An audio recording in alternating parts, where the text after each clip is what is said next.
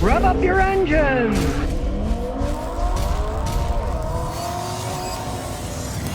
Okay, here I am again telling you the truth about vehicles. You're tired of watching advertisements of people saying this or that or fanboys? Okay, 2022 fully loaded Bronco, and little old lady bought it. She had to get it and she had a lot of money. She paid $100 grand for this thing when it was new because it was out and it was hot. And he got it for 50.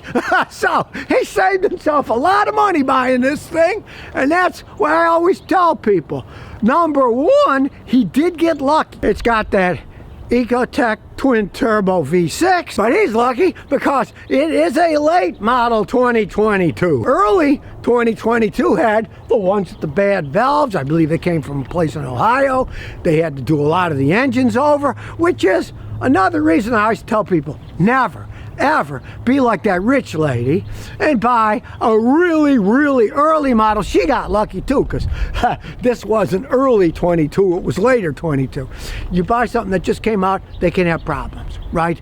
They can have problems. But this is a regular Bronco, not a Bronco Sport. So as you can see by the door, it's made in the USA. All the Bronco Sports are made in Mexico, not where you want your vehicle to be made. It's a fully loaded version. Now it had fancy old steps out here. He didn't like them, so he took it off and he found stock ones and put stock one on. Being a Bronco, there's all kinds of parts you can get out there, buy, sell, trade, whatever. There's a big market for that stuff, so you can play with it to your heart's content if you want. These also come with the EcoBoost 4-cylinder engine, which I don't advise you to buy. These are big off-road type vehicles. They're going to get lousy gas mileage no matter what. You get the 4-cylinder one, you know what you're going to get? Maybe a mile a gallon better gas mileage than this twin turbo V6 does. There is no point in it. Just like I tell people with a Mustang, you can buy a Mustang, get a V8. Don't buy one of those turbocharged 4-cylinder engines. I see them fall apart 50, 60,000 miles. They have a completely different torque curve.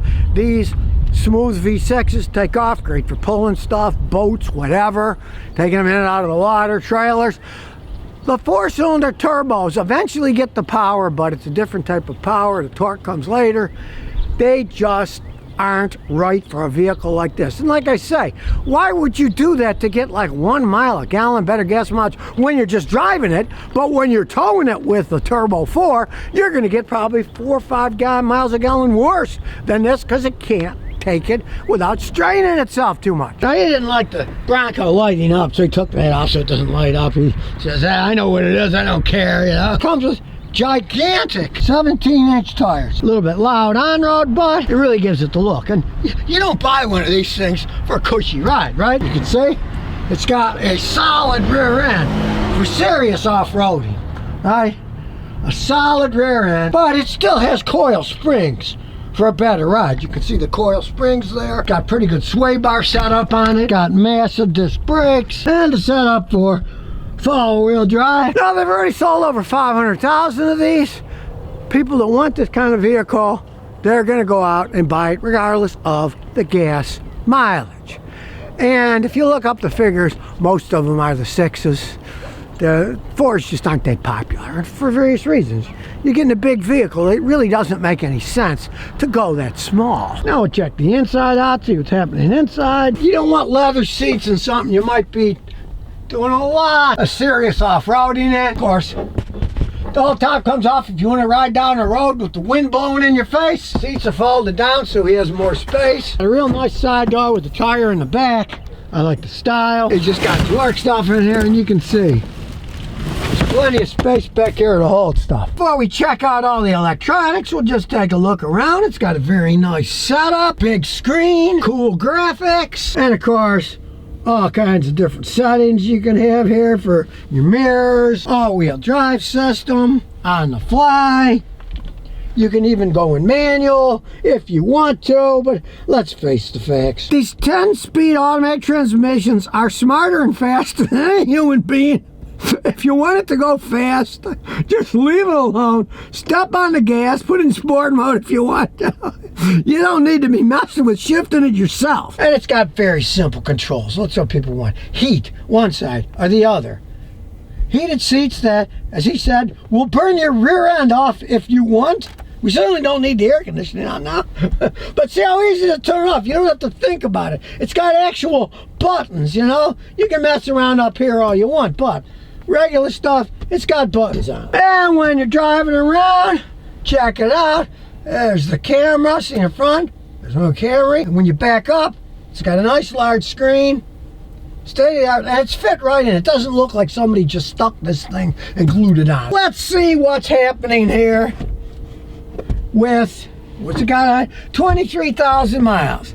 He just got it, so let's check it out a little. We'll do a standalone diagnosis. And if you weren't following too closely, it's a Bronco EcoBoost direct injection 2.7 liter V6. All right, it's got 3 trouble codes: active grille shutter performance, active grille control. Now that has to do with a big air grill in the front. They open and close for more efficiency.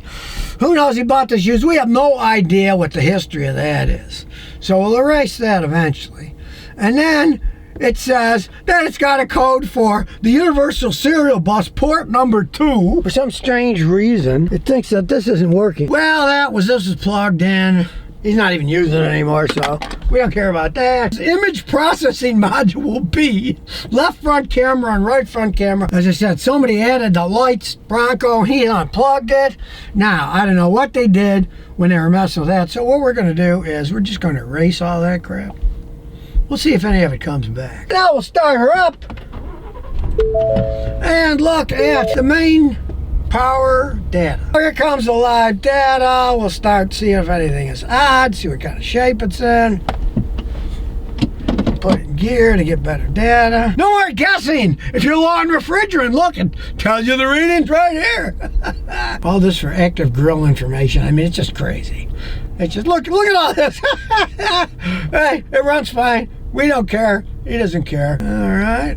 Everything's good so far. Gives you the boost pressure on the turbochargers, variable camshaft information, even the charge air cooler temperature for the turbocharger to cool it down. They're complex, so all this information is used.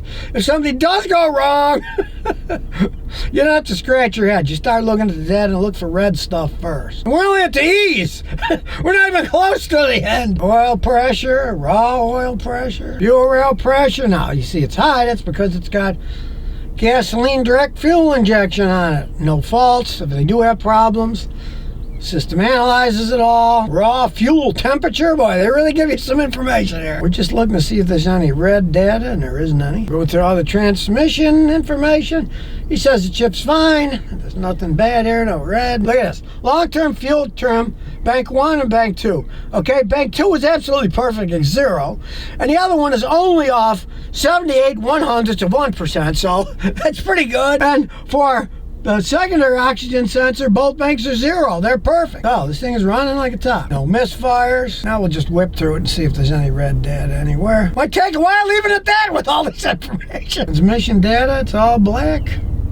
Turbocharge information's all good. And there we go. It even tells you there's water in the fuel. Now, if you think cars have gone so far, check this out. This is just the live data for the left driver's door. Look at this. Front window lifter, maximum pulse switch modulation duty cycle.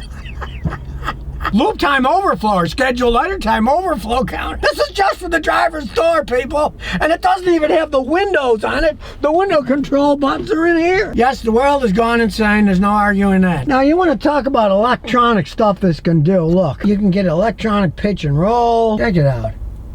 It's insane. The information that you can get from these things. Fuel economy. Off-road status. You can do zone lighting. You can change lighting however you want.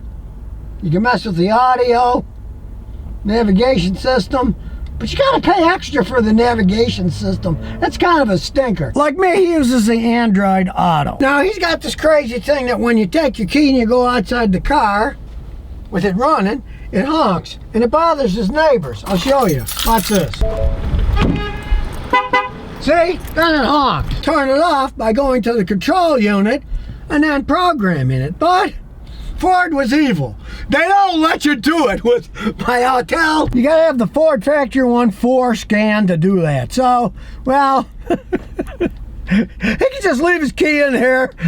Somebody could steal his truck, but it won't honk, right? Well, you can't say we didn't try that, so you're gonna have to find somebody who has a forescan to turn the thing off. Just simple buttons, but obviously Ford has locked it out to people. I don't know, people save themselves from themselves, right? They say, well, you can leave your key in the car. Yeah, then somebody steals your car, right? And he doesn't like it because in the morning, he's going to wake up his neighbors if he runs back in the house. You might think it's a minor thing till your neighbor comes out with a shotgun. So, now you know what you get with a Ford Bronco. Really complex, there's no arguing that. And is it overpriced? If you buy it brand new, yes it is, but if you go used like him, he paid half of what the original one did because it's fully loaded. Now you know what you get. Just remember, you got to be talking late 2022 up. Because you don't want the ones that have bad valves in the engine. I haven't seen any of them have problems from late 2022. This is like October 2022 up. The engines are perfectly fine. Just be leery if you get an older one, and if you value my advice, stay away from the turbo 4-cylinder ones. It kind of ruins the vehicle, and the engines won't last as long either. So if you never want to miss another one of my new car repair videos, remember to ring that bell.